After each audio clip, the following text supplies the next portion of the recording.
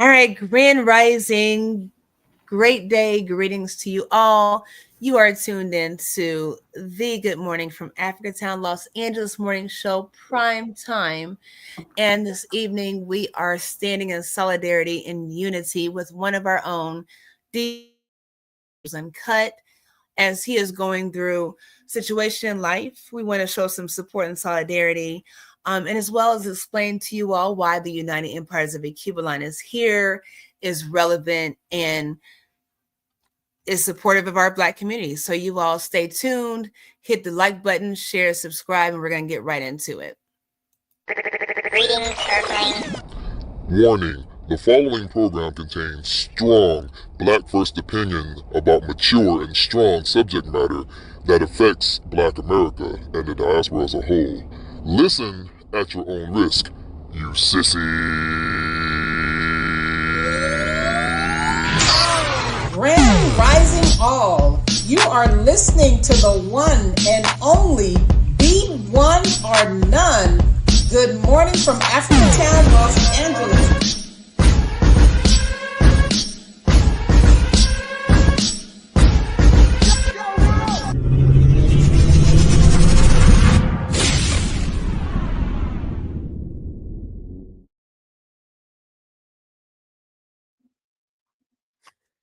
All right. Again, Grand Rising. You're tuned into the Good Morning from Africatown, Los Angeles morning radio show brought to you by the United Empires of Cuba. You are tuned in with D Mays from Mind Games Uncut. Peace. Can y'all hear me good? Because I'm on I'm not on my mic. Absolutely. Okay, good. Yep, you sound great. Okay, We've got Queen Kathy B. Hey everyone. Yes. Queen Lynn, aka Black Love 17. Hello. And then myself, Angelina, aka Queen G. We're so excited to be here with you all. I don't know if we're excited. I think we're always privileged to be in conversation and unity with anyone that is engaged and listening. But this conversation this evening, I know we touch on a lot of different hot topics, and we relate them to what's going on with the United Empires of Cuba. If you don't know what the United Empires of Cuba is all about, I definitely want to suggest that you check that out. There's a link in the description to our website. So check us out. But we have broad conversations that affect social living, Black culture, and all that good jazz. But this evening, we are talking about support and unity where it hits home. And this conversation is in regards to one of our own, D Mays with Mind Games Uncut. If you all don't know him, shame on you. You should. Shame on you. Always bringing positive Black empowering conversations to the table on all different platforms. So we're super excited for anybody that's here live or on replay in solidarity for his situation. And I will let him explain that, if you will, as you all hit that like, share, and subscribe button wherever you're listening. King. Yeah. What's going on, y'all? Yeah, so I had apartment 5, last Sunday. Probably around what time it was. I'm gonna say about 7 something. Yeah, probably like at 7 something. I just got home. But anyway, yeah. Hey, things happen. We had a candle. They don't, like I say, the candle was like on a cloth close to the curtain on like a table, and we always burning candles and stuff, but my mom, she just happened to take a step out, just for a quick second, 10-minute walk, and I was just pulling up, and like I don't know, I mean, like I say, it don't take long for a flame to get going, so I guess when they called into the curtain cloth or whatever, it kept going, and it happened so fast, man. Like, and let me tell y'all something. I thought I didn't even care about the apartment. I'm thinking she was in there because she has a condition, TBI. If y'all familiar with TBI, it's like a brain injury. Look it up. If you're not familiar with it, but sometimes when you sometimes if you got that condition, you can sleep. You go into a deep sleep and you won't wake. Actually you'll wake up, but you won't be able to hear stuff. Like most people when they sleep, they've been in a deep sleep. So I thought she was actually in a deep sleep, and I was thinking oh man, I'm telling y'all the feeling. Just to think about it now, just like thinking she was in there, that was my biggest concern. I was trying my best to get up there. When I tell y'all, movies that they talking about, you you have can't a heart attack right about now, D-Max. yeah, I know. And I'm like, OMG. yeah, I'm glad she, was safe. But the thing is, like the smoke, when you hear stories about people trying to go into a house that's like on fire or whatever, or it's the smoke is worse than the fire, actually. Like that smoke, I got to the top of the steps. I think I showed y'all pictures of the steps. So when I got to the top of the step by the hallway, it was pitch black and it was so hot. When I say unbearable, like even if I wanted to, I don't care. Yeah, okay. Thank you for the picture. Okay, yeah. So you see, but the top, okay. You see the vacuum cleaner, but yeah, appreciate that. So that's the stuff they got in there now. It's like a humidifier just to keep the, moisture, like keep the mildew and stuff. So when they go in there and start doing anything, that's all the bags we packed out. We still got to go over tomorrow and pick the rest of the bags up out the stuff we could save. But yeah, that's my studio, y'all. That's the office studios. So that's pretty much shot. So but yeah, man, we went. Like I tried to get up that top of that steps, and it was like when I tell you, I tried 3 times. I'm not Superman. If I would have went in there, I probably died because I like the smoke. And then some of the guys came in there with me, they couldn't do so. And I went outside, grabbed the water hose, like they really gonna do something. And I'm trying to shoot the water through the window. And I really didn't talk about that too much, but I try my best to get it down. So, hopefully I could get in there and make sure she went in there. But I saw her walking up the sidewalk. I'm like, yes, like, yeah, man. Like, okay. I was going to ask where was she?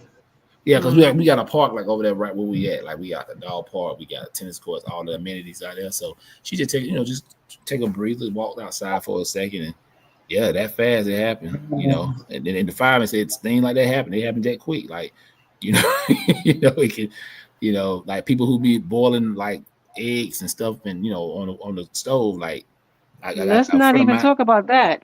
Yeah, a friend of mine, that was he had me. it. Oh, really? The other you had day. a friend? Yeah. Oh, really? I had a friend like 2 weeks ago in his neighborhood. It happened to his neighbor, and he said it took the whole house out though. Like, yeah, they was at work, and the son is a fireman. Crazy. So yeah, I mean, yeah, I'm just glad everybody's safe. Like stuff can be replaced. So we've been in a hotel. We're in one. That's our second hotel right here. So waiting to get into this like Airbnb type house, like for a couple of weeks to so we can have a stove and wash and dry. You know what I'm saying? Because eating out is killing the pockets right now. Yeah. So, right. Yeah. I'm sure. Yeah, I'm glad everybody's okay because that sounds too scary. Oh yeah, that smoke, man. And then like I said, that's the damage was the smoke and the water damage because a lot of time when you have a fire, that the chief told me, he said that the damage is gonna be mostly from the water and the smoke, and that's what it was. We was able to get a couple things out, but not a lot. The only good thing about it was only the top level. It destroyed everything on top level, but not the downstairs. So it's a townhouse. Sort of kind of like, yeah, but it's the apartment. It looked like one, yeah. Mm-hmm. But uptight's big. It's got 3 bedrooms, yeah, 2 baths, yeah, kitchen, patio, yeah. But yeah, like I said, downstairs, the only thing they said the sofa, gotta get rid of the sofas and stuff because of the smoke and stuff. We get into the sofa, but they're gonna just that's pretty much it. Like I said, the kitchen good, so yeah.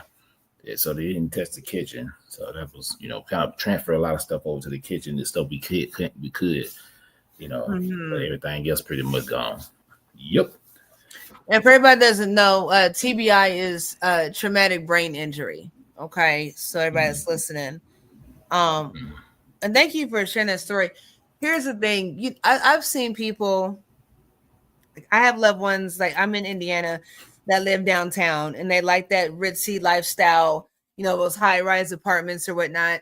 But I have somebody that lives downtown, like on the canal, and it's upscale kind of thing. But there's only one way out, right? There's no front and back entrance. Like they're on the 5th floor. There's no way out. And the windows don't open all the way. They're like bolted down. It's a safety issue. And then like with the fire escape, you have to think to yourself, if with your living situation, whoever's listening, if you're in a high rise apartment and there's a fire, you don't use the elevator. So can you get downstairs? Can that's a serious issue that people should think about. So I'm just gonna throw that in there just for you all to have something to consider, especially as we get older. Exactly. But I'm so grateful that you are safe. Yeah, I'm very grateful for that. Yeah, appreciate that. Yeah, like I said, and I tell people like folks being supportive, you'd be surprised the people that was and the people's not. But I get it. I mean, it's hard. Like I talk about my partners, times are hard out here. Some people are able to give, some people not. Some people try to give what they can give.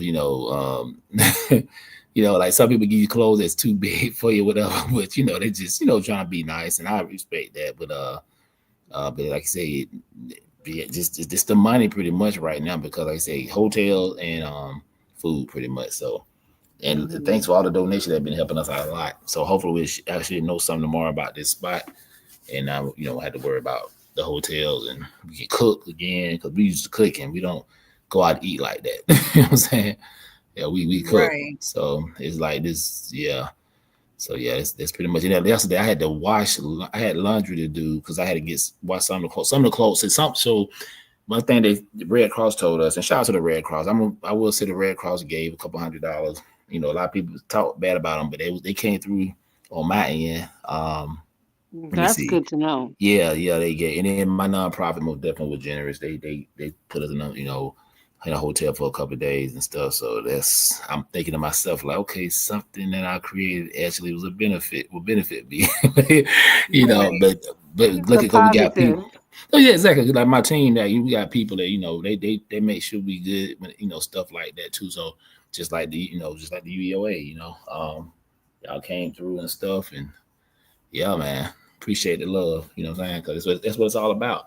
You see who your I mean, like I said, I'm not gonna make nobody give me anything, but if you can, like say, like my girl said, $5-10. You don't care. We ain't telling you what to give us, but whatever you give is helpful, because I understand the situation with people. Some people just can't give. I had a cousin I ain't talked to in years, and she gave me a good bit of money. I was very surprised. I ain't talked to her I'm not saying probably about 10 years. And she saw it on Facebook, and she like, I wish I'd give more.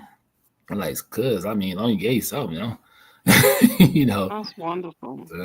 But yeah, you have been supportive, most definitely. So that's what it's all about. That's what, yeah. You never know who you can count on until times get hard. Oh yeah, and some people ain't checked on me. I mean, even if you can't get help, give nothing. I mean, at least see, the brother all right, but some people just like, okay, Yeah, that's why I say, everybody listening, please at least share this conversation. At least like it. If you don't subscribe, that's fine too. But at least like it for the algorithm, because I don't think we realize, like, if you all don't know D Mays, like I say, he does Mind Games Uncut, and they're always positive conversations. They're deep thought conversations. And then he has a nonprofit, which I'd love for him to tell you all about, in Atlanta, Georgia, supporting the Black community. And that's very powerful. If you realize that there are strong Black men that still need and require the support of the community. We're only as strong as our weakest link. And so if we're looking for our strong Black men, don't think that they don't need support from men and women. And there's nothing wrong with that. A real man will support another man. Not just support women. Absolutely. They will support another man. I don't know what this simp thing, cis thing, whatever you want to call it is, but it's weird. If somebody needs help and they're doing the work in the community, it is expected that you reap what you sow. So D Mays is not asking, but I'm asking. The United Friars of Aculine is asking for support and solidarity. Right.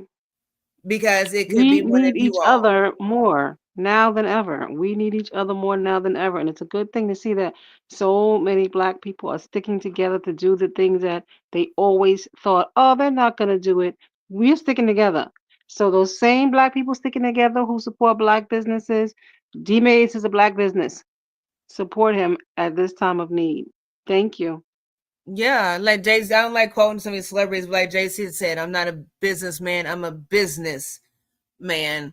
Like D-Maze is, I don't want to say he's a brand, but this is what it is. And this brand is Black empowerment, is selflessness, as well as the UEOA, but this is what we're focused on here is with D-Maze, but it's all in collaboration. Appreciate that. And that's what we're all about. And I think it's amazing what he does. This is the first time I think the panel and, our family, our UEO family has actually heard in more detail what happened with this situation with the fire. We've just been supporting in whatever way we can, but this is the first time we've heard it with you all. You don't know people go there, but when we speak to him, when we reach out, like, he's always positive. I don't think any of us have heard him complain, be bitter, be angry, be blamed. It's just like, it's all good. It's gonna work out. It's not God's guidance. It's nothing weird. Like, he's been positive the entire time. And that's genuine. He has no reason to be unless it's genuine. So definitely, if you're listening, again, please share on your platforms and hit, like, when you share, put at followers so everybody can see this. Appreciate that. Because it's important, and you all might need something in the future. I might need something. Queen Lynn, we might need something. And it might not come from you all listening, or you might on this platform, but it's going to come. So no, we don't expect anybody listening to financially support, but if you can, just think about it, because it could be you.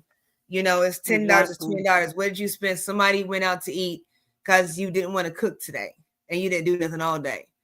Somebody got, Gucci purses and Prada bags. And if you can support somebody that spent X amount of money on cigarettes, drugs, and alcohol, and you can do that too, just pay it forward. Thanks. You can be What I blessing. always say is they're not going to do things until the shoe is on the other foot. When the shoe is on the other foot, it becomes a big deal. And that's true, but it makes it harder. Let me tell you why it makes it harder. Because there's something that happens where you realize that there was an opportunity to help somebody else when you could have. Not when you didn't have it, but when you could have. And it was dismissive. And now, even if you are blessed and you get assistance in your situation, it's just that much harder. Because you made it harder for someone else. Even if they didn't know, you made it harder. You know what I'm saying? So just think about that. Just think about that. And it's not that, just think about that. Because I think we all need something. And again, I can't stress this enough.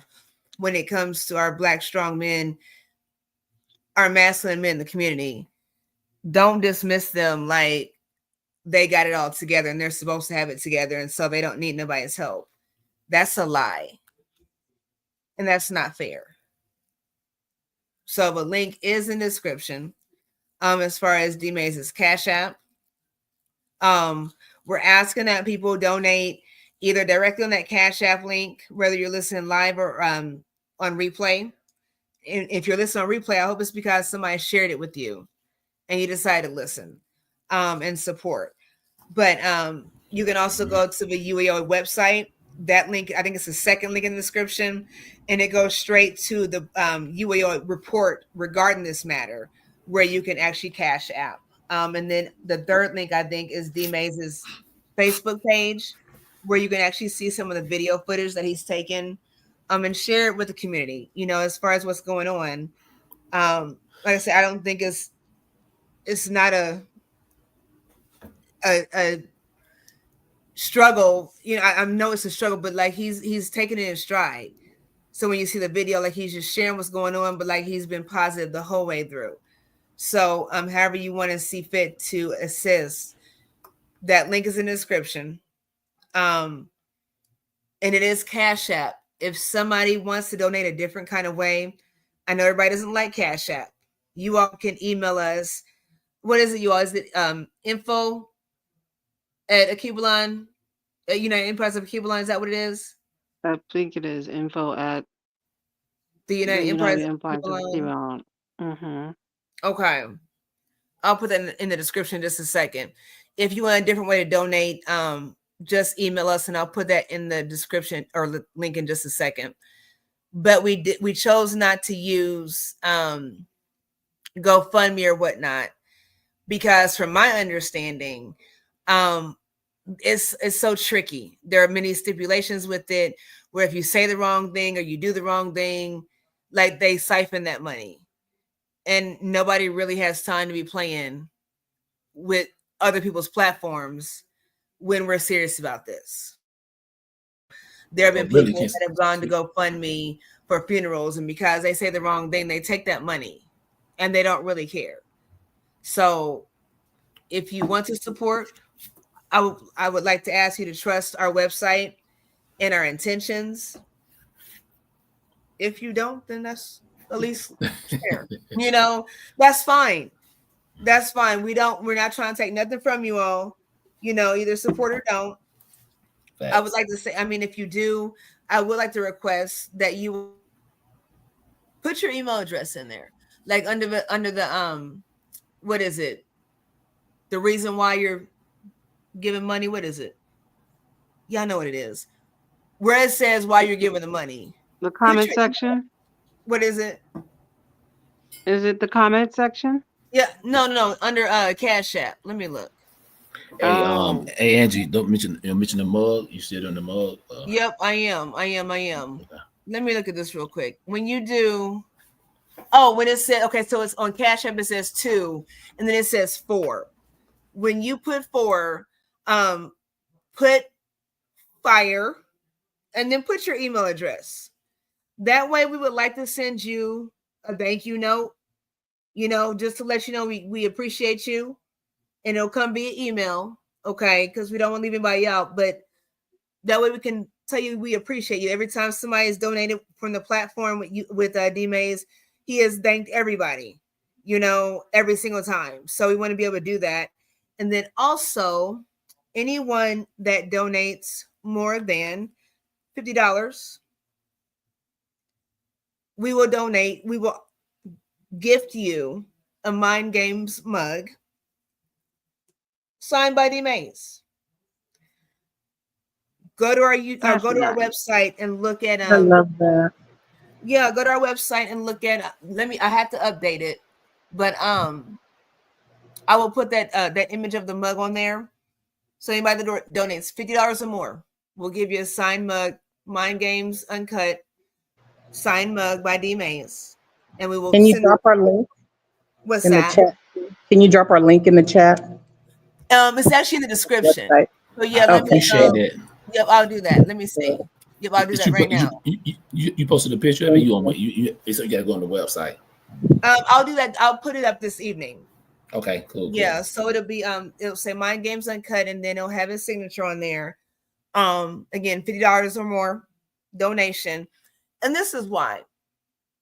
And D Mays and I talked about this. This is why, because it's very interesting how people have a difficult time doing something for nothing and not understanding how you reap what you sow. So here with the UEOA, when we bless other people, we don't expect those people to return the blessing, but we do expect a harvest from wherever. And I don't know about you all, but I want my blessings and my harvest from the haves, not the have-nots. So if you are lacking and we bless you, all we want you to do is pay it forward to somebody else. Facts. So because of that, because it's so difficult for people to say, you know what, let me just help because I have extra money. Because I smoke 2 packs of cigarettes a day. How much are cigarettes now? $10? I don't know. Like you can't cut back. Like you eat out every day. You know how much DoorDash is? And I'm not counting nobody's pockets. I'm not A lot of knocking money. nobody. Anybody knows me, I'm very frugal. I'm not cheap at all, but I'm very frugal for such a time as this. It's cool when you have money, you just splurge and you just spend it like it don't matter. Like you can just automatically replenish it. But when things happen and things hit the fan, we all are connected. And what happens to one of us affects all of us, whether you know it or not. D Mays being out of commission affects a whole lot of people that are waiting for what he has to offer. When Queen Tina, straight no chance of the Queen, is out of commission, tending the family, Queen Lynn, Queen Kathy, it affects other people.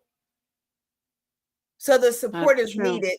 And if you don't want to support us, you need to find someone to link with where you can support and it comes back to you. Not because you're doing it because you want something back, but because it's the right thing to do. And that's where that tenfold comes back to. It's very interesting how we dive into religion and whatnot, but you don't understand the universal law. So we're not counting by his pockets. If you don't have it, that is fine. No big deal. There is no judgment. Nobody's going to look back and say, you know what? They've been following me for all this time. They didn't help. They hit like all the time. They didn't help. Nobody's going to say that. But we do want to acknowledge people that are able and willing to help. However that looks like for you. 10 is the same as 100 when your intent is good. Because it's all going to work out. So if you will, please, again, go to that description in the link and do at least look at the United Empires of Cuba website. Again, the specific link in there is tied to this conversation in the blog. But see what's going on with the UEOA. We're all about building the micronation and Black unity. And it's interesting because this conversation starts at home. Exactly. I want to say too, I'll be back on y'all. I've been out with hiatus, as they say, on my podcast. But I'll be putting content on probably tomorrow, even later on in the night. But yeah, I'm trying to get back to the swing, to the swing of things because there's a lot of moving and just getting stuff together. So it's a lot. Yeah. Absolutely. And look at this king. He just had a new grandbaby. Look at that. Appreciate Who doesn't that. want to babysit this little baby? Look at them cheeks. Too adorable. Three generations. Oh, Yes, and a handsome son too. absolutely. He looks like he's taller than you. Is he taller than you, Oh yeah, he's 6'3". Yeah, I'm 6. He's 6'3". And my youngest son, he's like he's the short. I think my youngest son like 5. He's like what 5'10", I believe. My youngest son, yeah. Don't laugh at short people. Wow. And how many girls? 2 girls. I got 2 girls. 2 girls. Okay. Yeah, both of them tall. Yeah. Mm-hmm. Wow. And so you all see, like, he is a father. He's a grandfather. If you look at his Facebook page, he's always in the gym. He's always motivating positive things, and he's in the community. Like you said, he has a nonprofit, he's a busy man. And we all know that women are busy. He's a busy man. And he's doing the right thing. So we definitely want to support where we can. And I'm going to put this up here really quickly. If you want to scan that QR code for the Cash App, so all this is going directly to D Mays. There's no middleman. Nobody's messing with nothing. Yeah. But like I said, when you go in there and it says for, make sure you put fire and then put your email address. So we can contact you. Anybody with the donation of $50 or more will send you that mug. Papa said he didn't get the link. Appreciate that though. That's what you say about the link? Pablo said he didn't get the link. He's in the text. He said he didn't get the link. Pablo? I can forward it to him, Angie. Okay. Let me see. Will you, Queen? Yes, I will. I'll forward it. See, we are all about helping each other out. See, Pablo has found that he pop up like Mr. Well, I ain't nobody like Mr. P now. Mr. P be gone for 50 years and pop up. Oh But my he gosh, Mr. I P missed is Mr. B last good. time he was on. I gotta meet up with him. He here in Atlanta, so I gotta link up with him and stuff. So yeah, he ain't too far from where I'm at. Matter of fact. So yeah, I That's appreciate what's this. up. Yeah, appreciate it. Appreciate the shout out. You know what I'm saying? So yeah, like I said, I do a lot of work, but like I said, at the same time, it's all of us. You know what I'm saying? We got to make this happen. Like I say, I would do the same thing for y'all. That's what it's all about. We always talk about practicing individualism in our community, and we don't do that in the UEOA or either other circles I roll with. Like everybody, we are one. That's the mentality we got to have. Because we had that mentality, we'll be all right. You know what I'm saying? Nobody won't hurt because everybody working together in solidarity, like you said. So that's our whole mantra. That's what we all about. We got to live it. We need to have other people in the community be on the same page. I land my plane. Absolutely. So speaking That of is that, exactly will you it. tell everybody, like, so you have the nonprofit, and so like I know when I connected with you through the UEOA, like I think we've all had our own things going on, and we came together to build and grow the UEOA. Starting with Queen Tina Berry, Queen Kathy B, Queen Lynn. So can you explain your nonprofit? Because I want everybody to understand, like, we are individuals, but we do need to come together with our individual talents and explain what you do in Atlanta Yeah, and so why I'm Mississippi. I'm the founder of Men of Intelligence Association, short called Moya. Started in 1998. Just a vision of mine, and we started as a community group here in the Metro Atlanta area. Just doing first, it started as a book club.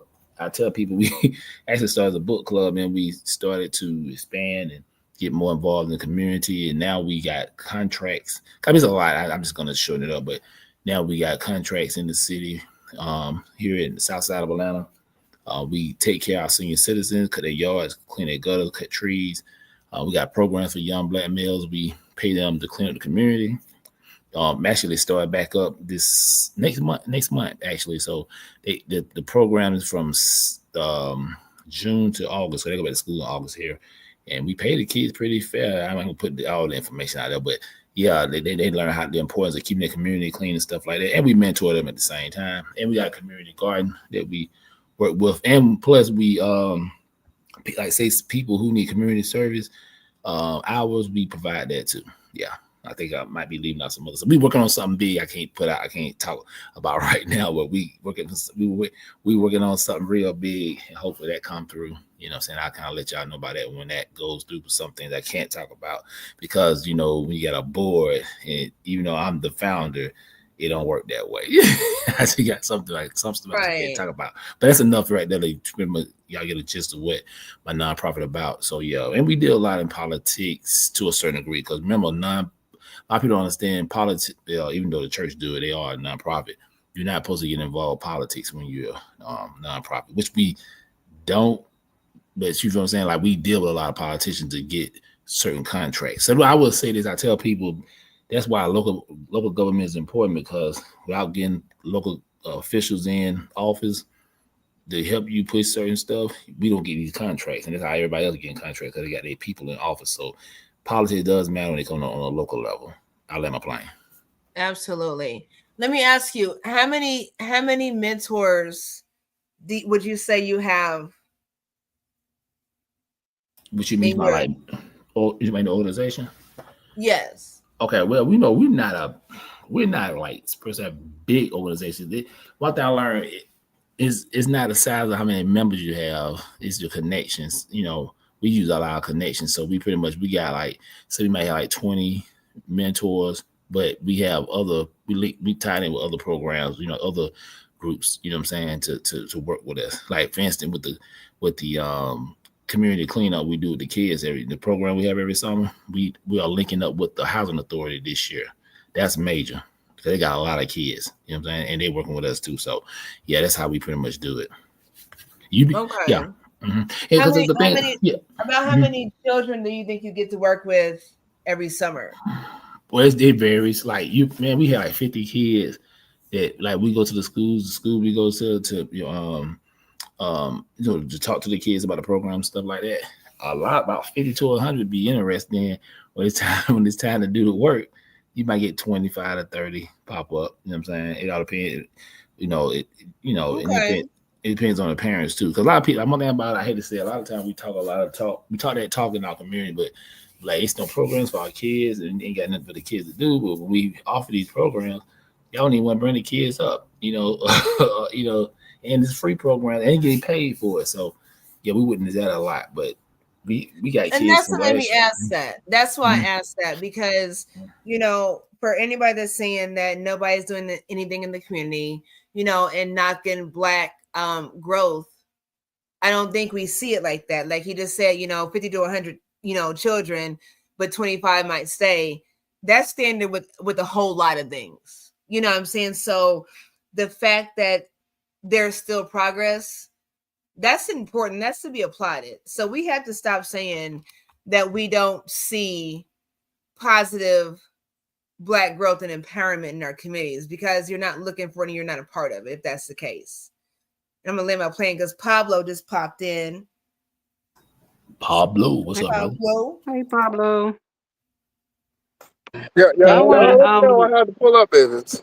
Pat, what's I want to going say it's on? outstanding that you started out as a book club and grew that. That is great. Yeah, and you know how it always be when you first. It always start with a lot of people. Then a lot of people leave. That's as part of any organization and stuff. I mean, how I feel it is some people just in it for the moment. Then you find that because I didn't really get serious to like. Well, I'm saying for one thing I learned about nonprofits, I didn't know how to. The why I say is you got to have a team. Like we got a team. Like you got to know how to structure an organization because a lot of times people just be all over the place. I was doing everything myself. Then our spiritual advisor, like old head, like my dad age, he like, look, D, you're doing it wrong. You a visionary, that's good, but let's come in and start to structure this thing because you're gonna remain just a community organization, and it's so much out there, resources out there for you. And now, yeah, we seeing it. It's crazy. Like I said, we some things I can't talk about on here, but yeah, we got some major moves we making. You know what I'm saying? Once it's official, I can talk about it. But right now, I can't mention it. But yeah, I mean, we plugged in with some heavy weighters here in Atlanta. When it comes to like politicians and stuff like that. Yeah, what's going on, Pablo?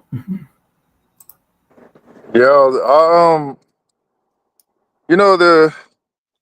the touch on the thing about the programs. It seems like because we run into the same problem where when something happens like it's like that fluff of emotion, that spark, and then like they be gung ho, they all for it, and then suddenly when that moment is over, they start fading up.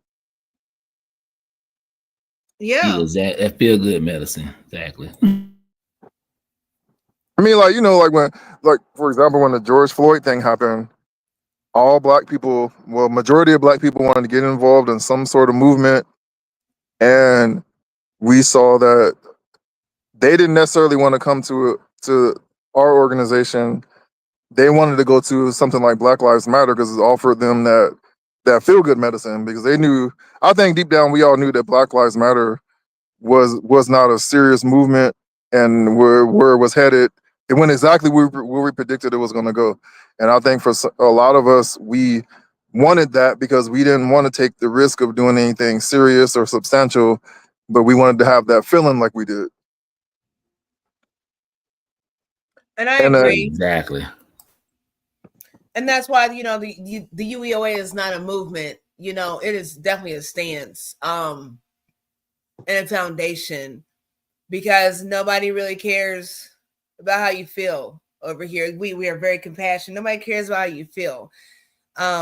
What is the right thing to do and what's the wrong thing to do? I don't think a lot of people understand that. And that's what I said. We've had these conversations in the past.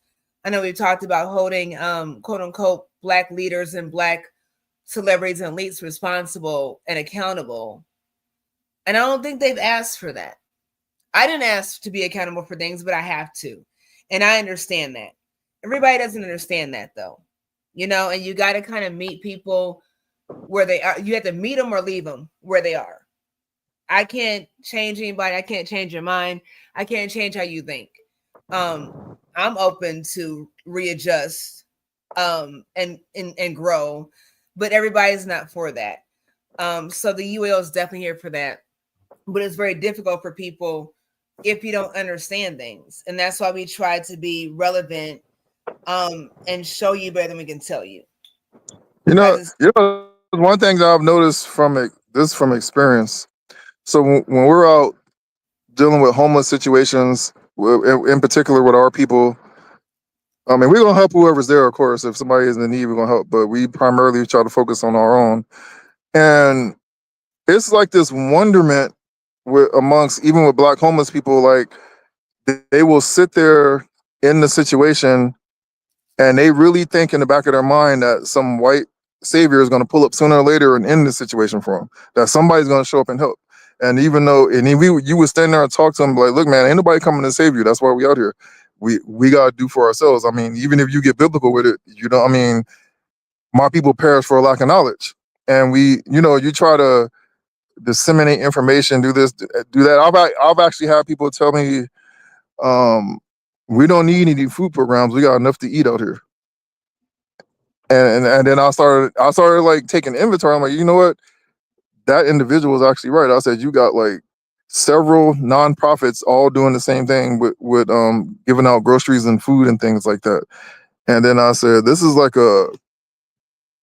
some kind of a mindset or a complex to where you will literally sit there day by day by day thinking that someone white is going to do something sooner or later. And you don't see no hope, no reason for getting up with your black self and putting it together. Then on top of that, we got this communal thing to where it literally takes an act of God for us to stick together for anything, unless only times we want to stick together when it's something destructive or to okay, exploit ourselves. so here's my take with the homeless situation and the white savior thing. I think that in those situations, and not everybody, but I think there are things that are circumstantial and individualized. But a lot of them have been accustomed to their way of living now. And with that situation, their concept and their perspective is as a black individual out on the mediums with the signs, is that a white person is more likely to give them change or whatnot than a black person. And that might be so. What difference does it make? Because my blackness is going to ask you, I'll give you $20, but I need you to hand out these business cards for my businesses, and I'm gonna sit here and make sure you do. If you want to, like, I'm asking questions like, what do you need? Why are you out here? I'm asking questions. Like, don't make me get out there. I'm not giving anything to anybody. But if those ones that want to save everybody, not whatnot, I'm not doing it. So I think that's that perspective. They will hold up a damn red light to be giving somebody change, and you slow mo walking down the medium, like everybody got time in the world to wait for you to get this change from somebody. So I think there's a lack of accountability. I think we're waiting on somebody. I think the concept of waiting on God and friends is just an excuse to have a lack of accountability. Like I said, D Mays with this situation, like he's been positive the whole way through, regardless, has not asked for anything, and been grateful for everything. I want my blessings from everywhere, and that includes all the haves and not the have-nots. I don't care what you look like. You can be red and yellow, black and white, all that nonsense. I don't care. That's where I'm at with it.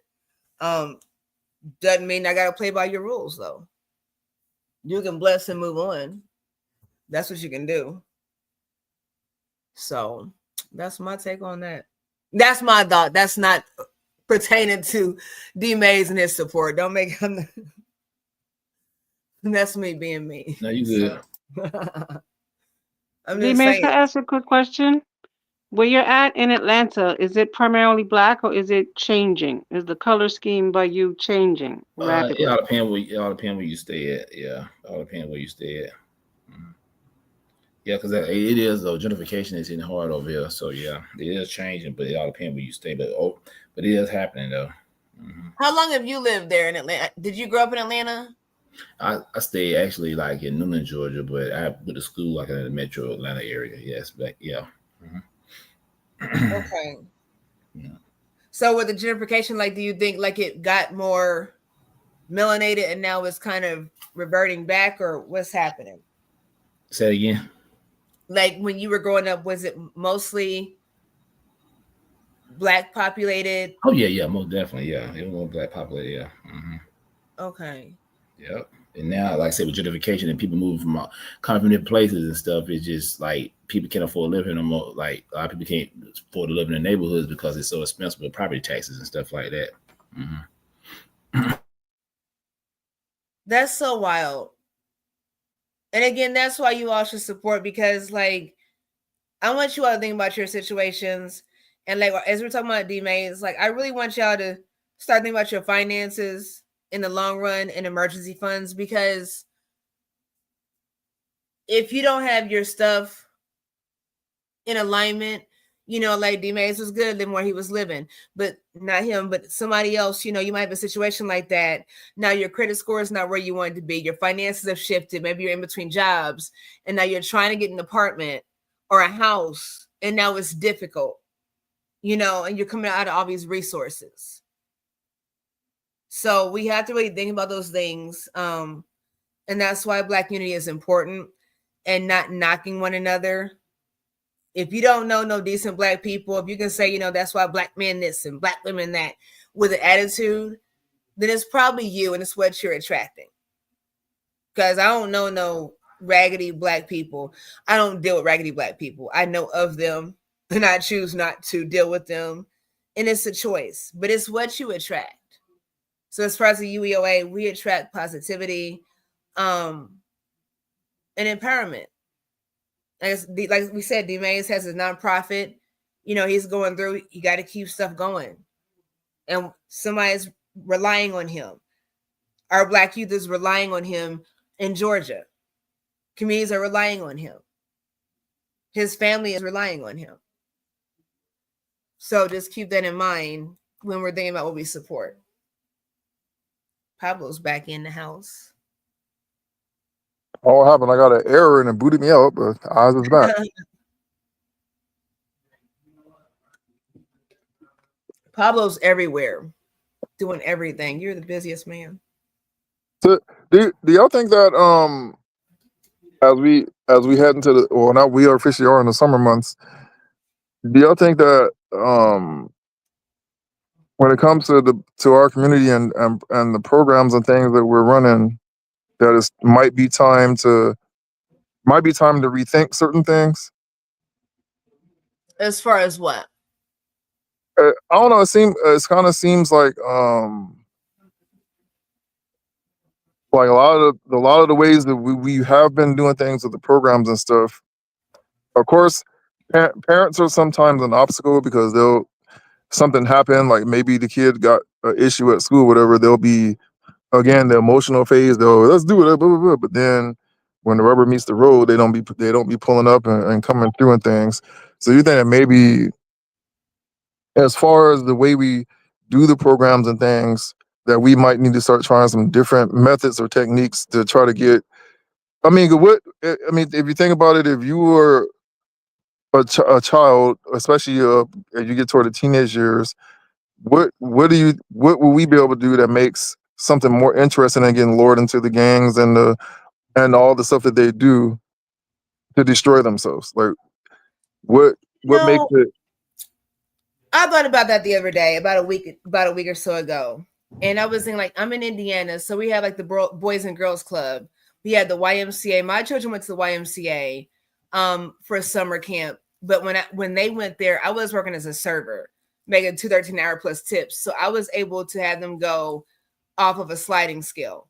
But I still paid like at least maybe like $200 of them, you know. So imagine what I would have paid full coverage. But I think having summer programs, especially for our Black youth, that's why I was asking D Mays about his nonprofit.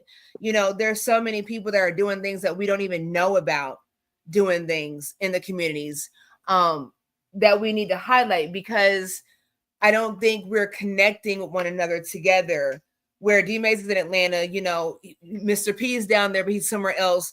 But what can we do collectively where it makes a difference nationwide? So if the UEOA is doing, sports, or summer camps, whatever, we want to do it nationwide so people have access to it. I think having skills, learning how to swim, learning how to shoot, learning how, CPR, learning martial arts, learning how to cook and clean, home economics, workshop, things that we used to have in school that we don't now. Those are very vital keys. The STEM programs, those are awesome things to have during the summer. Why do we have all these empty buildings but we can't use them though?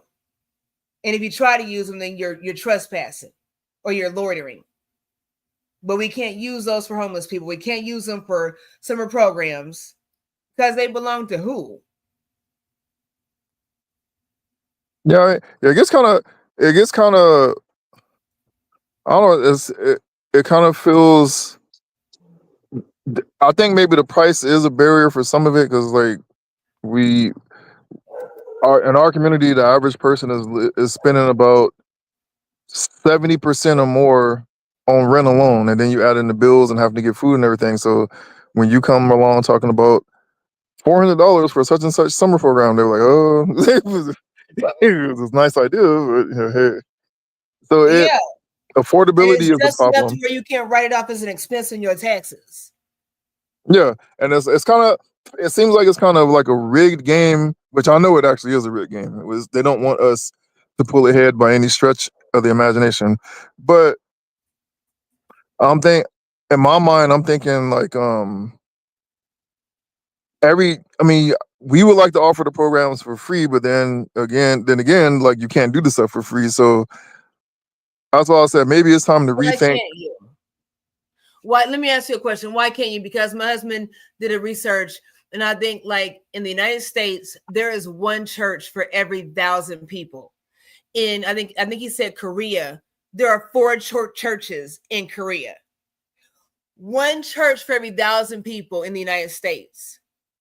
So there's a liquor store, a gas station, a church, liquor store, a gas station, church, CVS, liquor store, gas station, church, Walgreens. So you telling me that all these nonprofit 501c3s that can write things off, you can't offer free summer programs and have the government pay for that? The devil and friends and everybody else saying that shit is a lie. That is a lie. I mean, it's kind of like, see, like part of the problem is like with the nonprofits, for example.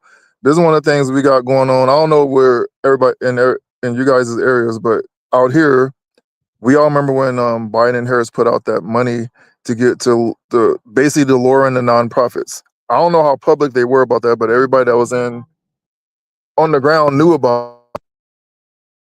A lot of those nonprofits did just what LASA did, which is the homeless program that's in hot water right now for that 800, what was it, 800 million, whatever it was, they stole from the homeless program.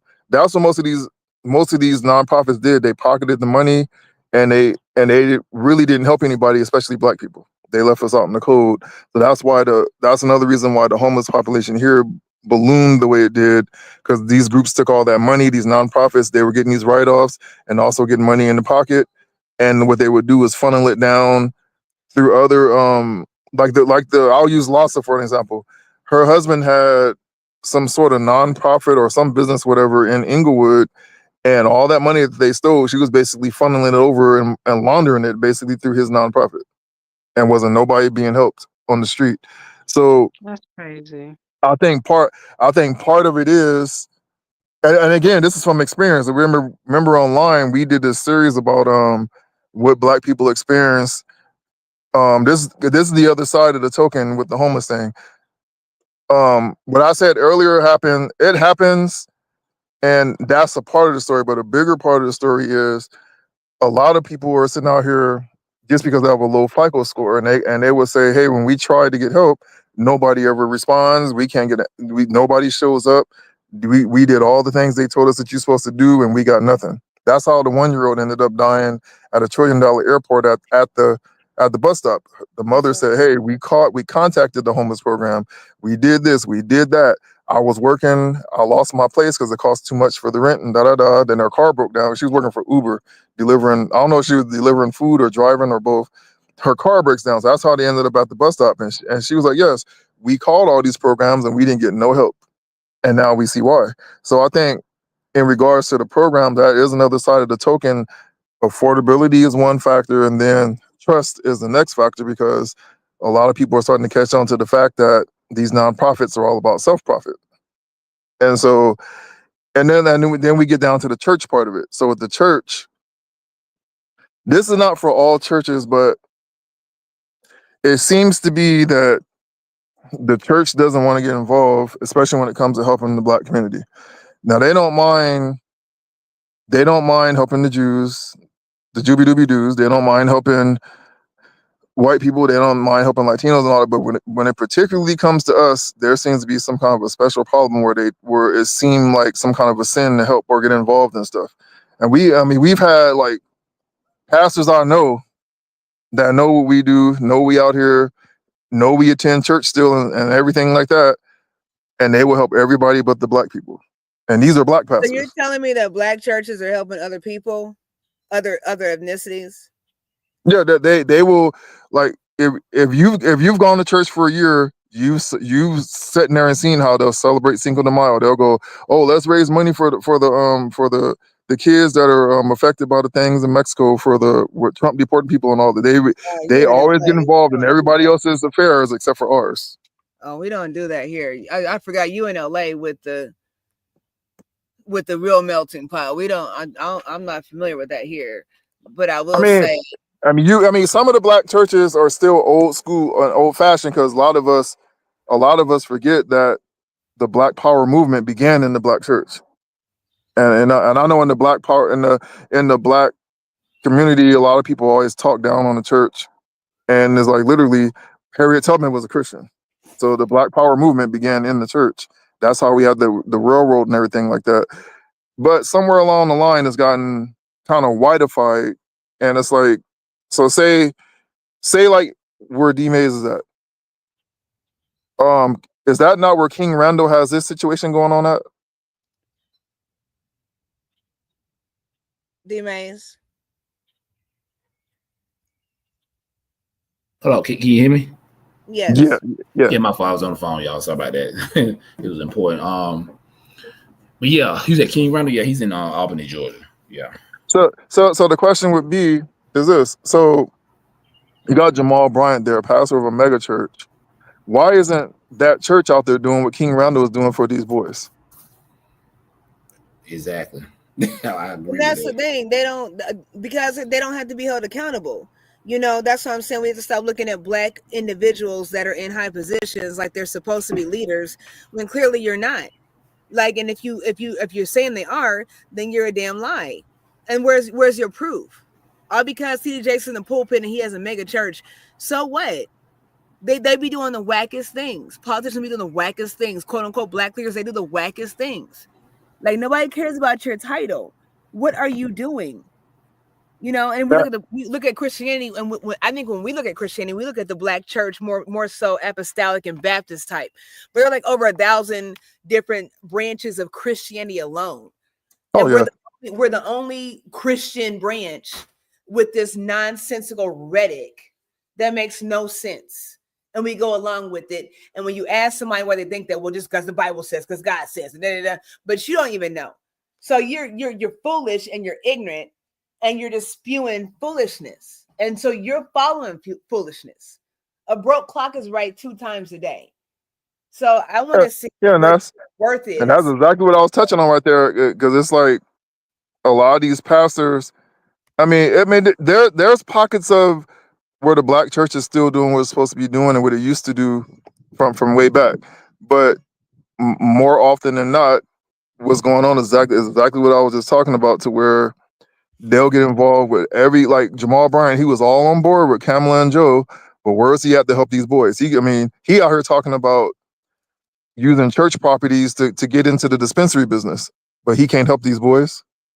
And it's like it seems like all the groups that we used to depend on have betrayed us. We talking about the NAACP, the Black Church, all these different groups. That's why I'm saying maybe it's time to rethink this whole ball of wax of how we reach our people as far as the programs we do and how to do the program and things like that. Because a lot of these programs we talking about doing and are doing, this stuff used to be done at the church. They don't now. The church does like they'll feed people like one Saturday of the month now, where you got people like us that'll be out here doing it every day or every week or twice a week or whatever, and the church would do it only once a month. Yeah, we got to be boots on the ground. That's the bottom line. I think it's time to start relying on other people and rely on self and let self help other people. You know, that's where I'm at with it. That Jamal Bryant is a horrible example.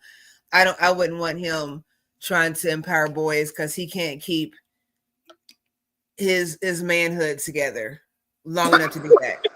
So do you really want Jamal Bryant telling somebody in his congregation who's applauding his whorish ways to be educating anybody? I don't. And this is another thing I've noticed too as well. So say like if I show up to Sunday service and I'm not in the traditional Black church garb, I ain't got the suit and tie on. If I go in there dressed like a Black Panther in our uniform, or whatever, or if I go in there dressed in an ethnic way, like if I'm dressing in an Alkebulan way, they look at you weird for being Black now at this point. I don't know if it's like that where y'all are, but out here, it seems like there's some kind of shame in the church about being Black. And then so that trickles down into why they don't want to get involved in certain community situations unless everybody's involved. They can't specifically, like we hear the politicians, especially Democrats, say it all the time. We can't do nothing specifically for you, but hey, you did something for the Asians, you did something for this and that. You named them by name, but why can't we get named by name? Why are we like the dirty secret? So it's kind of like on the street with the programs. That is another bad aspect of it is the kids ain't stupid. They see this stuff, and then like how you used to have vacation Bible school and things like that. So the kids will see this stuff, and they're starting to go, wait a minute, why is every other group getting like special attention or getting a certain attention, whatever, but when it comes to us, it has to be everybody involved or we get nothing. Because we don't see it like that, because we see it like we don't see about any other group. We see it like God's just gonna make a way out of no way. Just keep praying and believing and trusting and waiting and hoping. So that's sustainable for us. You don't want to be boots on the ground and boots on somebody's neck. But that's scripture too. But you don't want to do that. So again, it's self-accountability. And just knowing truth. And I'm not talking about biblical truth, just knowing truth. And we don't want to do that. The fact that we continue to enjoy and flock to the words of our oppressors and cling on to that in itself is asinine. So what do you tell somebody? What do you do with somebody that don't want to hear nothing other than that? Either you make them do what you want or you just leave them alone. Like D-May said, everybody gonna make it. And that's a real hard truth for us as Black people, because we are built out of compassion and forgiveness and kindness, genuinely. Despite how we are viewed as being thugs and aggressive and angry and all this stuff, that's not the truth. There's a right to be that way, and at some point there's a reason to not be. I'm tired of being angry. If you want to see me angry, like, I need to get my funds up for bail money. I don't want to be angry and broke. That's not a good combination. I can be boots on the ground though and flourish, And I think with the the Black Panthers and things like that, They didn't start in the church. I think there was a foundation of a church, but they were street. They about that street life. So when we're talking about a church, you're talking about a building, but like the church goes out to the streets. The church hangs out in the trap houses and the whorehouses. Yeah, that's how church was. Matter of fact, one of the elder Panthers from the original party was telling us, he was like, yeah, we would, when we first started out, they were saying that the church used to always help. They would help with the breakfast program, help with all the different stuff. And I said, fast forward to now, you'd be lucky to get a pastor to show up unless they're getting paid for it or something like that. But I mean, even like now, like if I were like an 18-year-old and I just did some quick research, I would have to ask myself, man, what happened to the NAACP? Like, how do we get to where we are now? And it seems like all the stuff that we used to have as a community has all faded and fallen apart, and it's time for something absolutely new from scratch. It's like out here we had a pastor up in the Bay Area, a NAAC member and a pastor talking about we didn't need reparations. It was actually working against it. That's crazy, but there is a change. There's a different shift going on. Don't know how to explain it. It's probably people are more individualized. That could be it. I don't know. You know what? My pastor that I grew up, that watched me grow up, and I'm not in church anymore, but my pastor, they literally watched me grow up. And I remember him saying years ago when I was younger, he was talking about there's going to come a point in time where, like, pastors and, church leaders were going to be in jeopardy for speaking the truth, and how dangerous that would be. And I heard him speak that years ago. And now I'm seeing it. They're not going to tell you the truth because you don't know who's ringing their phones, threatening them because some, live stream church service they had went viral somewhere and pissed somebody off. You know what I'm saying? So I don't know what that looks like. That's what I said with the UEOA. I don't think we need to be telling everybody our business. Like, whoever's listening, like, we want you to join. That's why we shared D Maze's, story as far as UEOA, or excuse me, with nonprofit. We want different individuals, but you will be screened. There will be no infiltration over here. Pablo's the one, and I'm not gonna get into it. Pablo's the one with that training for militant discipline. Like you. Oh yeah. We've learned our lesson from history, and if we think about it, if we're gonna be like brutally factual, the most successful Black revolution on the planet to date has been the Haitian Revolution. But what was the nucleus of that revolution that made it successful? And that was getting to the point to go, you know what? Everybody ain't gonna make it. All skin folk ain't kinfolk. Some Negroes is just gonna have to be dealt with. It just sometimes you gotta get to that point to realize, and I think that's where our struggle in the Black American community is. We've allowed the oppressor to browbeat us to where we don't have that brotherly love and community love the way we used to. Because like I remember when I was a kid, everybody used to call each other brother, and it meant like we were all blood brothers, basically, like we all Black. And you knew, like I knew when I was a kid, if I ever had any trouble going on, when I went somewhere and I saw another Black person, another Black man, I knew that I was gonna be safe. And it ain't like that no more. And like I said, I've had to sit down and deprogram myself from that, seeing my own as the enemy from coming out of the streets and everything. So I had to deprogram myself so I know like what that feels like, because it's been programmed into us. I mean, listen to our music for the past couple of decades.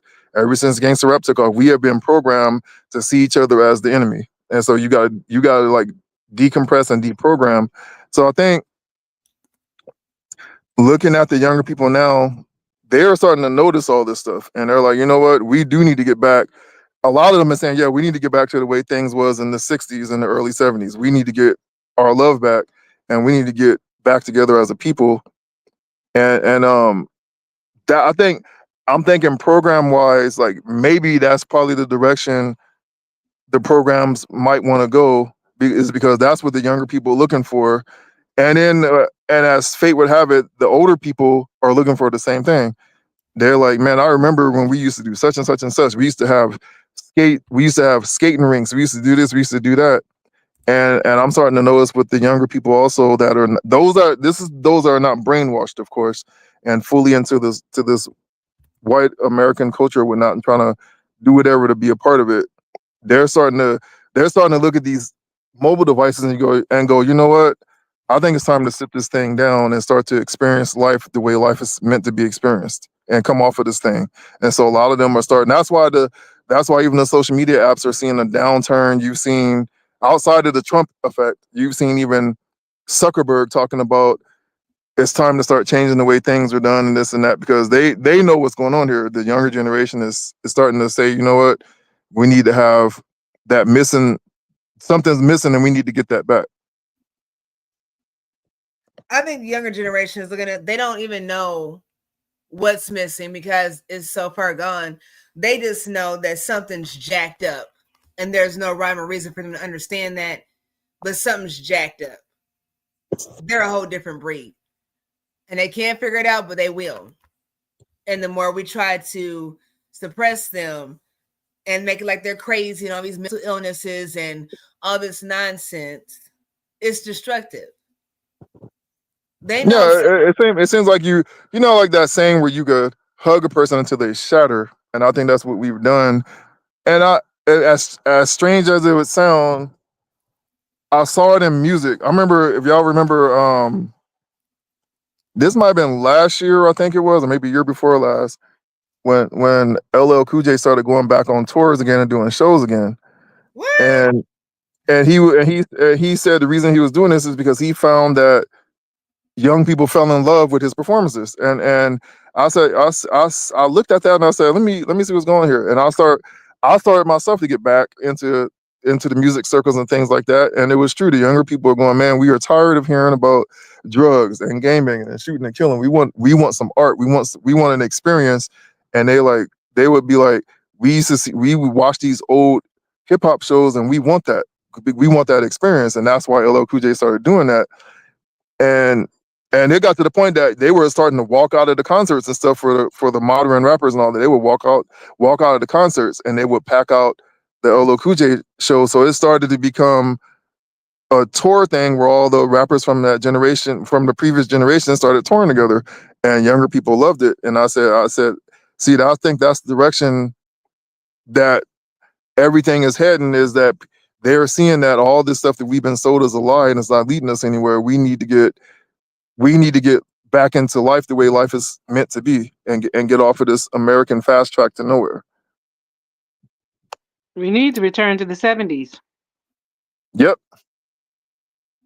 And like, you know, like when I tell them about what we do, about what the UEOA does, and I tell them about the territories and things like that, I said, can you imagine the burden and stress lift off of you when you are not talking about 80% of your income going to rent, when you can walk outside, every tree, every bush has something that you can just reach out and grab it and get something to eat right there if you ain't got nothing.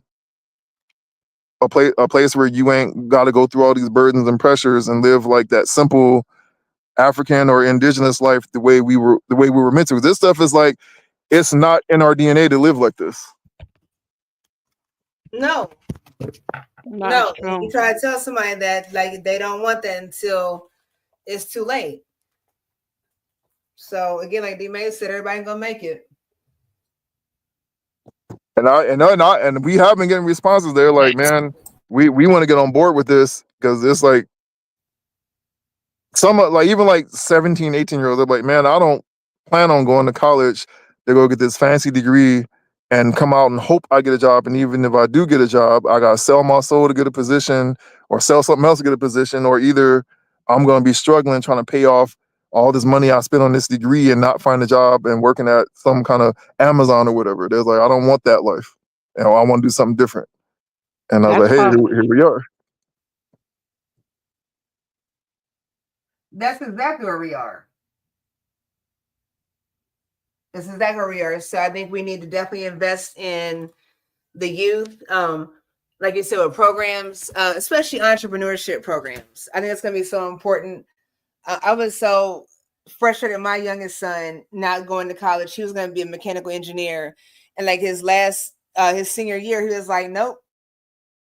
He wanted to be a firefighter. I'm like, what the hell? He went for his test or whatever. He did great and didn't get in, but now he's an EMT. Like, he was not doing it, you know? So we have to start telling people that that's the only way to make it, but we have to give them options. And we cannot assume that somebody knows something, because it's not true. People will sit there and nod and be like, yeah, yeah. When you're talking, they don't even know what the hell you're talking about, because they just don't want to feel like they're stupid or insignificant or out of the loop of the conversation. So we have to do our due diligence with explaining things to people. And just like negative, like the 1% can coerce people to do whatever they want them to do, we can do the same thing. So that's what we need to get to. And that's what I have to say about that. So again, support the UEOA. Queen Kathy B has amazing information. If you go to Kathy B 606 on YouTube, amazing information about growing your own food. She has a link for hydroponics and aquaponics on there. I have got to get one. I'm gonna be honest, I have not got mine yet. I've seen hers where she's growing her own produce indoors. Like, I'm so fascinated with it. But I have to do my part and get on it, so I can live vicariously through her, or I can do it myself. Absolutely. I love it. I know her and Queen Lynn were talking about wild lettuce. Wild lettuce. Do y'all want to explain what wild lettuce is? I don't want to keep talking. Yeah, Pablo is growing wild lettuce too.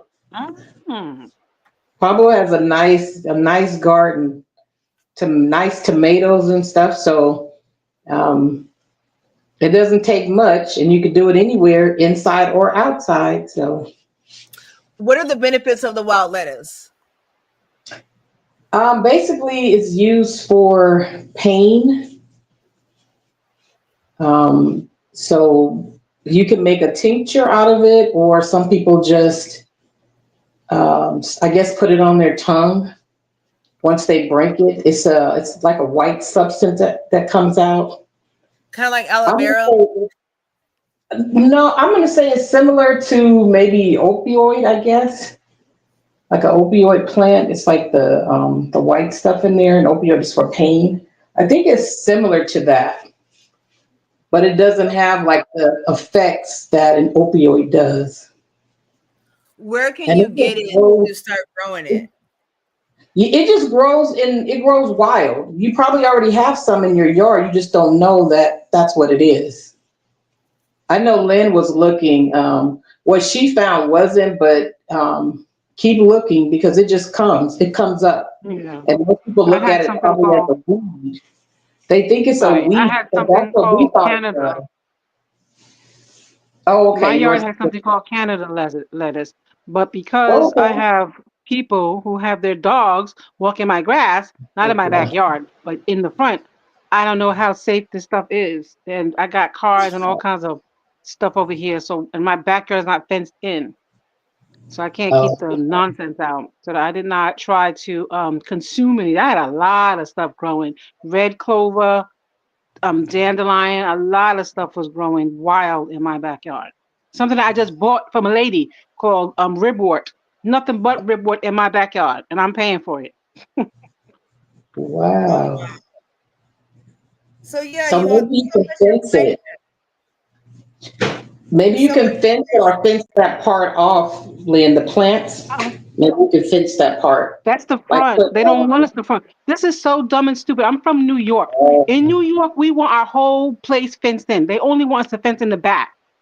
So in the front is where the good stuff is. The ribwort is all in the back, but the lettuce, the Canada lettuce, is in the front where I can't fence it in, according to this dumb HOA.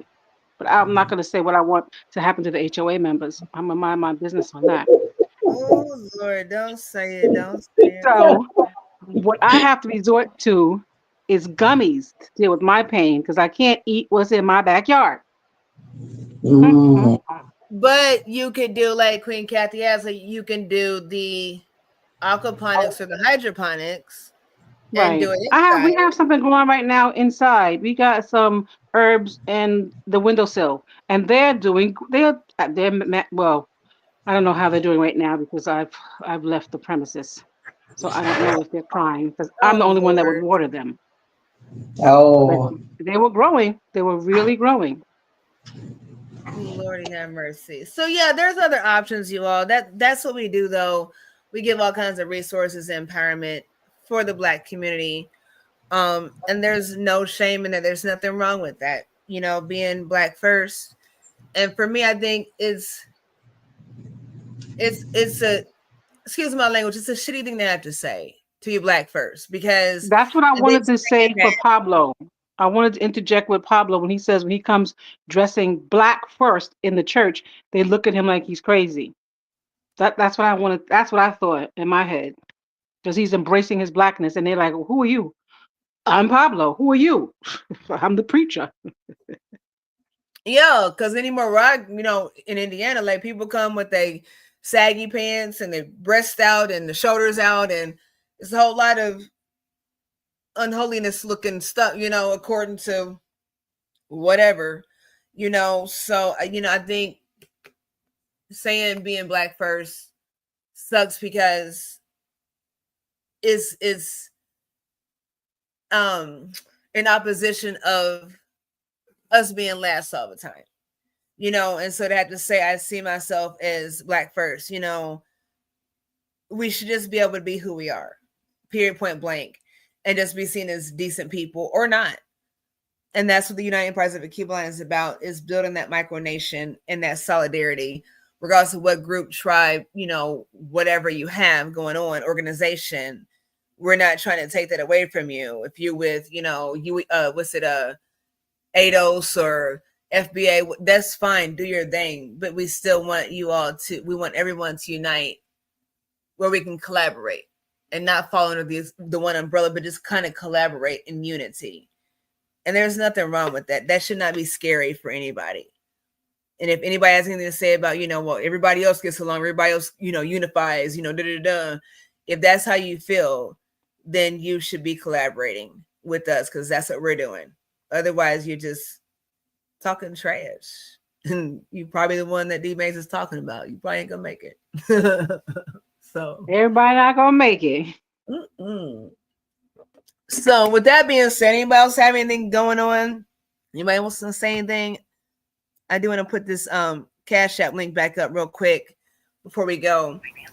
Again, that Sorry, link y'all. is Sorry, y'all. I was on the phone, important phone call. But yeah. What'd you say? You asked me something. Sorry about that. no, I was just saying, you're quoting you. Everybody ain't gonna make it. Exactly. It's all right.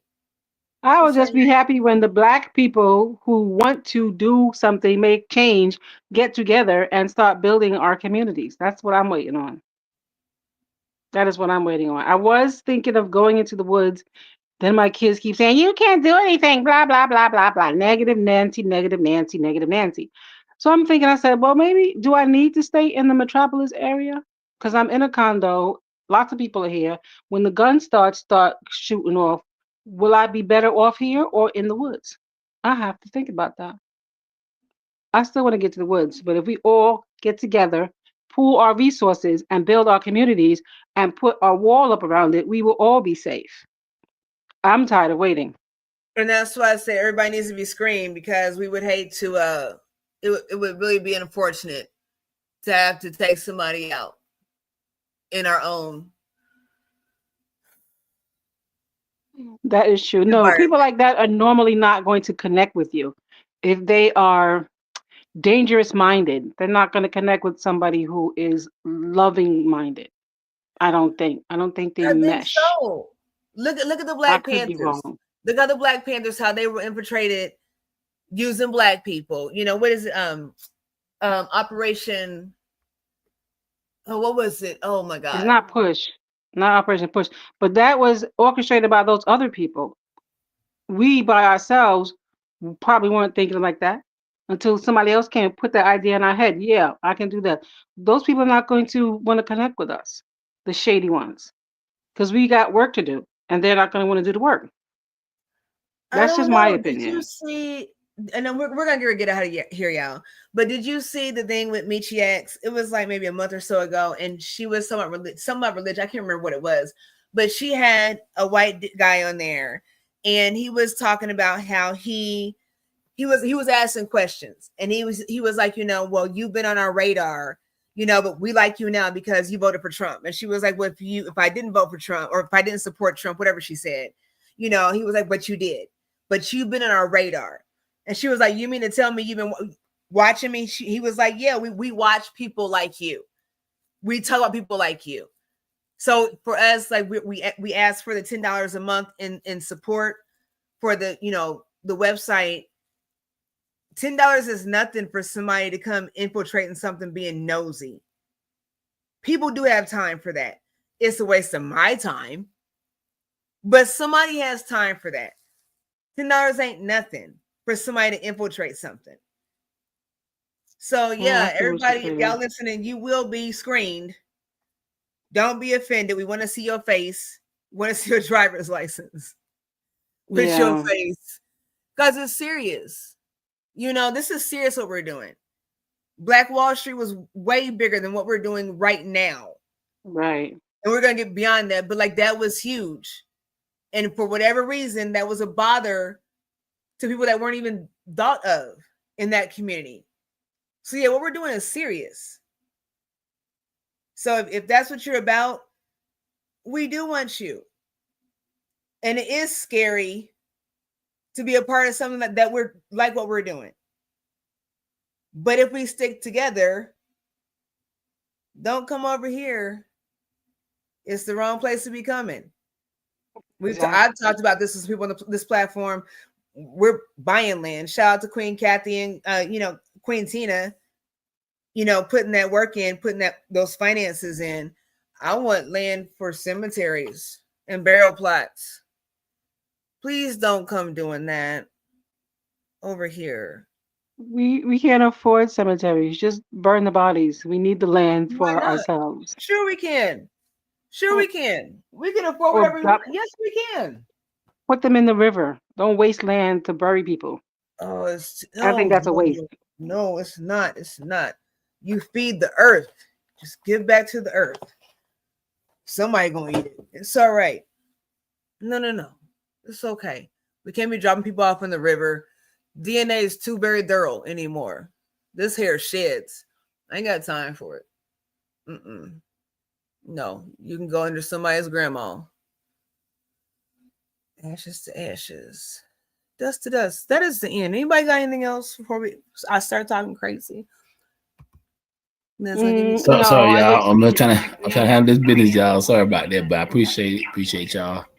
No problem. We're gonna get off. But if you can donate to help teammates out, please consider doing so, because you never Yeah. know when you might need our help as well. We appreciate any and every offer. Thank you. Absolutely. We wish Appreciate you y'all. peace, love, and blessings. Until next time. Peace. Peace. Peace. Good night.